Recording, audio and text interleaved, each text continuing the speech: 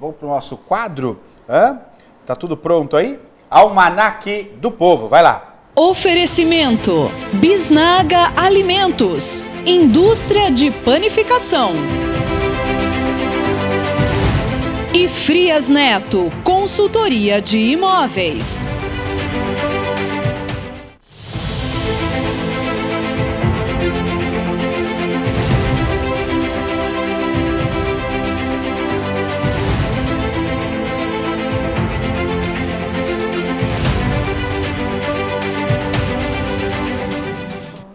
Almanaque do Povo e conosco aqui, Ailton, muito boa noite, obrigado pela presença. Boa noite. Boa noite, Neto, boa noite, caros telespectadores, boa noite a toda a nossa equipe. É sempre um prazer estar aqui às segundas-feiras para a gente conversar, olho no olho, cara a cara, e falar das questões que nos tocam na nossa cotidianidade. Hoje, Neto e nossos telespectadores, nós temos um convidado muito especial, muito especial. É o Marcos Jacinto. Ele foi secretário estadual da Segurança Alimentar. Ele vai se apresentar. Marcos, boa noite, bem-vindo ao nosso programa. Boa noite, Zé. É um prazer enorme estar aqui prestigiando, né, minha primeira apresentação num canal de televisão, né, com tanta repercussão regional, né, que não estadual. O pessoal lá de Caraguatatuba também certamente estão acompanhando, o pessoal do Litoral Norte. Na verdade, eu sou conselheiro de segurança alimentar e nutricional. Na verdade, eu sou um militante da segurança alimentar, que é a garantia a uma alimentação adequada, de qualidade, em quantidade suficiente, sem deixar outras necessidades essenciais ao ser humano. Ou seja, é uma política que se iniciou aí, ou reiniciou em 2003 no governo do ex-presidente Lula, quando ele lança o Fome Zero, né, e se intitulou dessa maneira, e fortalece os conselhos estaduais de segurança alimentar e nutricional e também começa a se fortalecer os conselhos municipais. Perfeito. Então vamos falar um pouquinho, né, sobre a questão do Banco de Alimentos de Caraguatatuba, né, é uma referência, falando um pouco apresentando sobre como se organiza e o que é o Banco de Alimentos, né, como é que transforma, e algumas perguntas que a gente vai colocar aqui também, desde a falta de comida. Muitas pessoas estão falando hoje de comida não falta, o Brasil tem pessoas que não passam fome. Eu já ouvi isso, eu queria a opinião de vocês, e também a qualidade de não desperdiçar, né? Como a gente não desperdiçar comida, desde na hora que sai lá da mão sagrada do agricultor, passando pelos distribuidores, indo para os mercados e chegando até o nosso lar. Vamos falar um pouquinho sobre isso, mas apresenta para nós sobre o Banco de Alimentos de Caraguatatuba. Marquinhos, posso? Essa é uma pergunta muito pontual que o Neto faz, porque de fato existe já um conjunto de ideias que estão sendo lançadas de que no Brasil realmente não passa fome, que no Brasil não há fome e que, portanto, esta realidade não nos toca. O Marcos Jacinto fez um trabalho juntamente com a prefeitura de então, fiz um trabalho muito interessante, onde eu tive o privilégio e o prazer de trabalhar como colaborador desse projeto, e gostaria que o Marcos então nos falasse mais ricamente sobre o que é o Banco de Alimentos e a questão do desperdício. Então, na verdade, enquanto conselheiro do Estado na época, Conselho de São Paulo, impossível não falar do Dom Mauro Morelli, que era o nosso presidente na época, bispo emérito do Duque de Caxias. Ele fundou os Centros de Referência em Segurança Alimentar e Nutricional, que é o CRESANS. E ele nos concedeu aí o privilégio, né, de trabalhar, que está sendo mostrado aí agora, essa é a inauguração do CRESANS. O prefeito, na época, em Caraguá, que na época era o Aguilar, que é o pai do atual prefeito, ele prontamente, né, resolveu assinar o convênio. E aí, então, nós criamos este Centro de Referência em Segurança Alimentar. Um centro de articulação de políticas públicas voltada à garantia ao alimento. Porque você precisa garantir o acesso ao alimento. Que não é só o acesso ao alimento. Nós temos, né, um problema no Brasil, onde que se aumenta muito a obesidade, sobrepeso. Nós temos vários problemas, vários fatores, né, relacionados à saúde, inclusive, de você garantir o acesso ao alimento. Então, o Centro de Referência ele foi criado nessa perspectiva de criar essas políticas públicas, junto ao Conselho Municipal de Segurança Alimentar. Ele é um instrumento, né, do Conselho Municipal de Segurança Alimentar com a finalidade de criar essas políticas públicas. Marcos, me permita fazer uma pergunta. Na prática, como que funcionavam os bancos? Havia uma coleta? Havia pessoas da comunidade que participavam dessa coleta? Para o nosso telespectador de casa, que talvez não está tão inteirado em questões de políticas públicas, mas na cotidianidade, como que funcionava efetivamente o banco de alimentos na distribuição, coleta? Quem trabalhava? Sim, muito bem, muito boa pergunta. Como eu estava falando, a questão do Centro de Referência, nós criamos um Banco Municipal de Alimentos. O governo federal já tinha o programa, o Banco Municipal de Alimentos. É aquilo que eu sempre falo, Frias Neto, Padre Ailton, a política, você cria uma política pública em âmbito nacional, você deve adequá-la ao processo municipal, porque o que acontece no município, às vezes, não é o que acontece em todo o país. A forma ela é geral, mas a forma de você implantar essa política pública. E o Banco de Alimentos em Caraguatatuba, nós trabalhamos ele com conselhos e conseguimos fazer com que toda a comunidade pudesse trabalhar e atuar como voluntário do Banco de Alimentos, onde nós chegamos a ter 112 voluntários e todos os doadores, nós chamávamos de sócio-doadores. Os supermercados, né, em Caraguá, que teve uma participação muito afetiva dos supermercados lá, né, doaram muito alimentos, nós levávamos esse alimento para o banco e os voluntários faziam a triagem com acompanhamento de uma nutricionista, uma assistente social, são profissionais da área, que atuavam junto conosco para poder orientar esses voluntários. Em contrapartida, eles faziam essa triagem dos alimentos e nós aplicávamos no banco e no Cresans educação alimentar. Então, o que você falou é muito importante. Eu acredito que não mudou em nada. 39% de todo o alimento produzido no Brasil é desperdiçado. São milhões e milhões e milhões de toneladas. Então você veja, os supermercados, por exemplo, nos supermercados se perde muito alimento. E o alimento natural, o alimento orgânico, ele não é um alimento que você reaproveita, é um alimento aproveitado. Onde o alimento ele sai das bancas, dos mercados, em condições de consumo. Vai para o banco de alimentos, é feita essa triagem e é distribuído toda semana, todos os dias para as comunidades. Ou seja, você combate o desperdício. E aí eu vou fazer um parêntese. Você sabe que o lixo orgânico, ele é o que mais pesa nas caçambas hoje. É o que mais pesa. Sim. O lixo orgânico. E nós tiramos, num prazo de 6 meses, 8 meses de iniciado o programa, 100 toneladas de alimento orgânico por mês. Ou seja, esse alimento não era aproveitado, era desperdiçado. O desperdício ele era transportado pelos caminhões de coleta, né, nessa quantidade que você falou. Quer dizer, tudo isso, a partir do momento que você consegue redirecionar, se é uma política pública, há um pensar no próximo, você consegue pegar essa comida que era desperdiçada, fazer ela, né, ser distribuída, ou seja, você já economiza aí um bom dinheiro na coleta seletiva, por exemplo, não é? Sim, sem contar que a tonelada de lixo e de dejeto é caríssimo.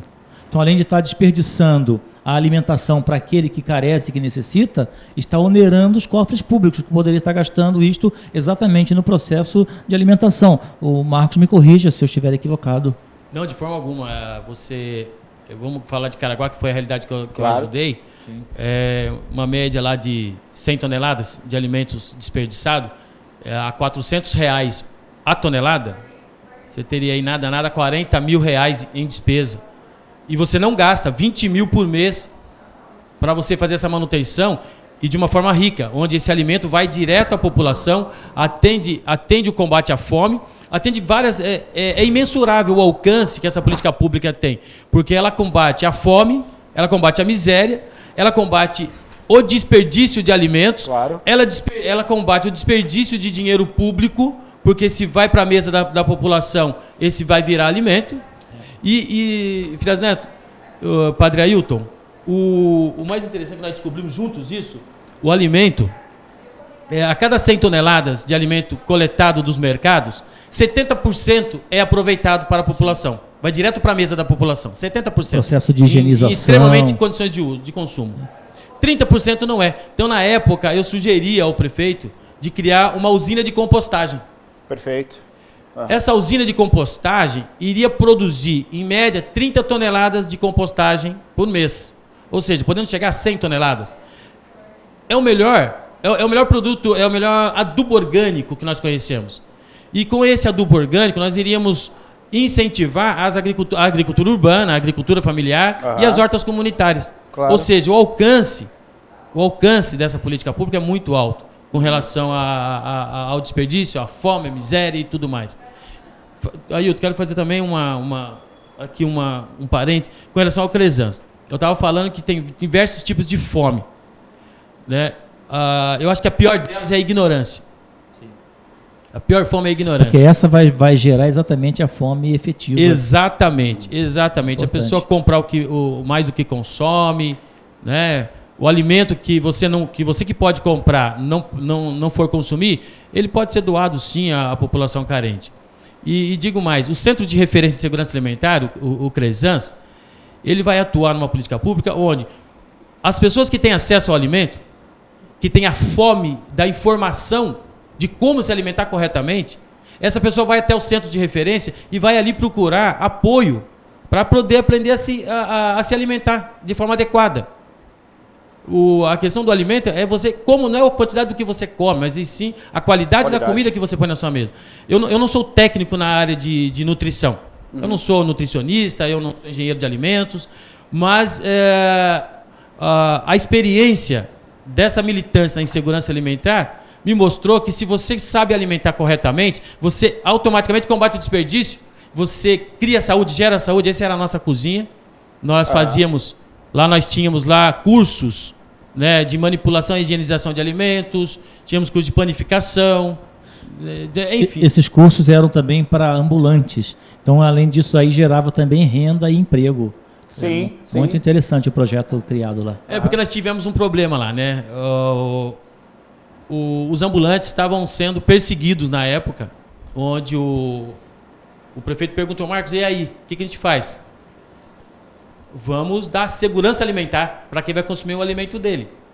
Vamos criar uma forma de formá-los em segurança alimentar, aplicando eles essa orientação, fiscalizando onde é feito aquele alimento, aquele salgado, enfim, aquele doce, onde a prefeitura vai fiscalizar, vai ter uma participação de fiscalização ali, e o ambulante vai sair com uma carteirinha, uma credencial, um avental, né, sendo dado pela prefeitura, credenciado, que já cobra dele uma anuidade, ele já tem que pagar ali o seu, né, para poder trabalhar, ele tem que pagar um tributo, e já serve ele aqui. E você, Frias Neto, que vai em Caraguatatuba comer um salgado na praia, você vai ver uma pessoa com jaleco, com uma carteirinha, esse cara está sendo fiscalizado pela prefeitura, o alimento dele tem segurança, vou me alimentar. Perfeito. Então isso você melhora a qualidade do alimento oferecido para a população. Isso não é só em Caraguá, isso é em todo o Brasil que pode ser feito. Quer dizer, um projeto como esse, Ailton, pode ser desenvolvido, por exemplo, numa cidade como Piracicaba, que é uma cidade que a gente sabe de um porte alto, né? Referência no estado de São Paulo. Pode ser feito um projeto como esse. Já de antemão, a gente já vê que a questão da fome que existe em comunidades, sim, existe. Você, né, como sacerdote, você sabe disso, é real. O problema que a gente está vendo aí, em consequência de empresa que é responsável pela retirada do lixo, quer dizer, você vai diminuir a quantidade, né, como em Caraguá teve esse número altíssimo, que diminuiu em peso, ou seja, aqui também é um projeto como esse que é muito bem-vindo em qualquer cidade desse país. E esse é um projeto que não demanda uma quantidade muito alta de valores da parte do poder público. Fundamentalmente, demanda uma capacidade do poder público se relacionar com o poder federal e articular junto com as comunidades um processo tal que se possa estabelecer e se criar esse projeto de alimentação.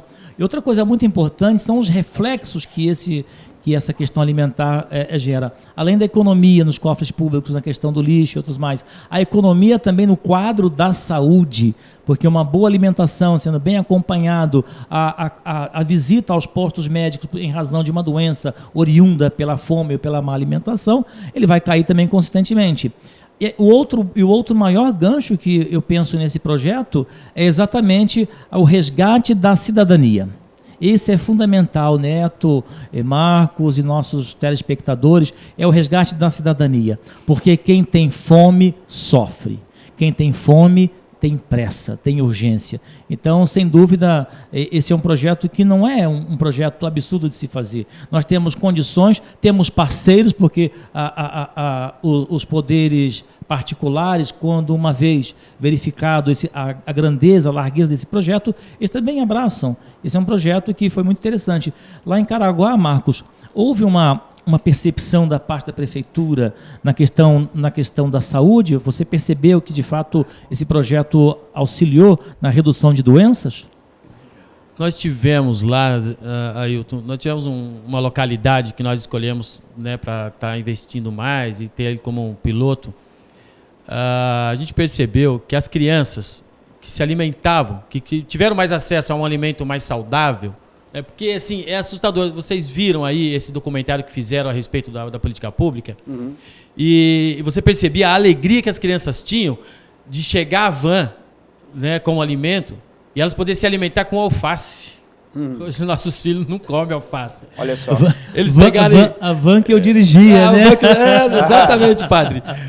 Eles pegaram uma laranja que estava com a parte cortada e eles e a gente percebeu que a ingestão desse alimento natural na mesa dessas crianças que até então não tinham acesso diminuiu consideravelmente o número de crianças com problemas de dor de cabeça na sala de aula. Olha só. Com problemas de diarreia. Porque são males. Porque a ausência de nutrientes dentro do seu corpo é o que provoca esses males. Gera doença. Exatamente. Sim. E a criança, quando ela vai para a escola, ela, principalmente na periferia, a estratégia de uma criança que sai de casa alimentada é aprender. É a estratégia da criança que sai de casa alimentada, que tem a dignidade de tomar um café da manhã e ir para a escola. A estratégia da criança que sai da periferia para ir para a escola é comer. Ela não vê a hora de chegar o momento da refeição, que vai ser a primeira refeição dela. E nem consegue se concentrar. Isso é muito triste. Com fome, né? Com fome porque ela perdeu consideravelmente os conteúdos que foram passados pelo professor. E é por isso que às vezes essa questão da política de cota, essa coisa, eu acho que ela foi importante nesse processo, porque aí meio que igualou essa disputa, né, e deu mais chances para esses jovens que saem da periferia. Uma disputa que ao longo da história a gente sabe que é desleal. Né? Quando você tem uma pessoa, você tem uma classe social oprimida, você parte nessa disputa com uma diferença na classe social muito grande, não é verdade? Então, claro que isso iguala, né? Concordo com você. Posso falar as participações rapidamente, DG Toba, com você? Pois não, Maria? Participando, mandar um abraço para a Érica, que estava ansiosa lá no Facebook perguntando. Tá aí, Érica, Padre Ailton. Aqui é a Rosângela. Quero parabenizar o padre, pois desde que ele está em nossa paróquia, quantas melhorias aconteceram. Olha aí o povo grato, né, padre? Eu vou rapidinho aqui, daí o senhor comenta todas na sequência. De São Paulo, a Poliana tá ligadinha no programa, manda abraço pro meu padrinho, assunto ótimo, parabéns a todos. E de Belo Horizonte, acompanhando a gente, é o Márcio, que tá aqui, olha só, assistindo lá de BH. Um abraço pro padre, para todos, estamos aguardando ansiosos. E ele tá comentando aqui, ó, surgiu uma ideia, temos faculdade de nutrição na cidade, onde poderia aproveitar a formação desses estudantes, ajudando na formação. Com isso, eles poderiam estagiar no programa. Só coisa boa quando a gente traz assunto bom, né? Ideias boas. Você vê como a população está aí junto e pensa, né? Sabe, filha, nós criamos lá, eu criei uma lei chamada Lei de Combate à Fome e à Desnutrição Josué de Castro. Josué de Castro, você sabe, foi um marco da fome no Brasil, escreveu o livro Geografia da Fome em 1946, interessante. Ele fez um mapa da fome, foi o primeiro a fazer o mapa da fome no Brasil. E eu tô até emocionado. Emocionado, porque, né? Porque assim, você falar sobre a questão da educação e do reflexo disso na educação da juventude, na educação da periferia, na evolução disso, de levar a dignidade ao ser humano, porque essa proposta do Fome Zero que foi criada, hoje, nós falamos de política de segurança alimentar e nutricional, lá com o Betinho, em 92, lá Sim. em meados de 92, quando ele diz, olha, combate a fome e a desnutrição, Josué de Castro. Combate a fome e a desnutrição, combate a fome, a miséria e pela vida. Eu acho interessante o E pela vida, que é exatamente o resultado desse conceito de segurança alimentar e nutricional. Eu ia falar sobre o evento da Semana Josué de Castro, que só conseguimos fazer uma edição.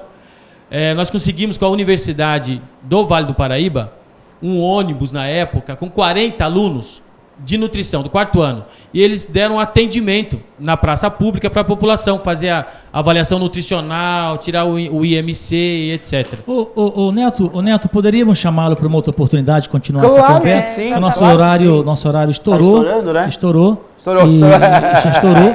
E aí poderíamos outra oportunidade. Claro que sim. Claro que sim. Um grande abraço a todos e até semana que vem, com a graça de Deus. Marcos, olha só a despedida dos nossos telespectadores. Muito obrigado, Marcos. Quero agradecer a oportunidade de todos, quero agradecer ao Padre Ailton, sobretudo o Padre Ailton, que tem um foco muito grande nisso. Quero agradecer a você que está ouvindo, a você que está participando, agradecer em primeiro lugar, aliás, a Deus, nosso Pai Oxalá, aquele que nos proveu a vida, e é por esta vida que nós lutamos, é por essa vida que nós vamos morrer lutando, porque é a garantia dessa dignidade humana. Muito obrigado pela participação, Maria. Ótima noite a todos e até amanhã. Obrigado a todos, fiquem com Deus. Tchau.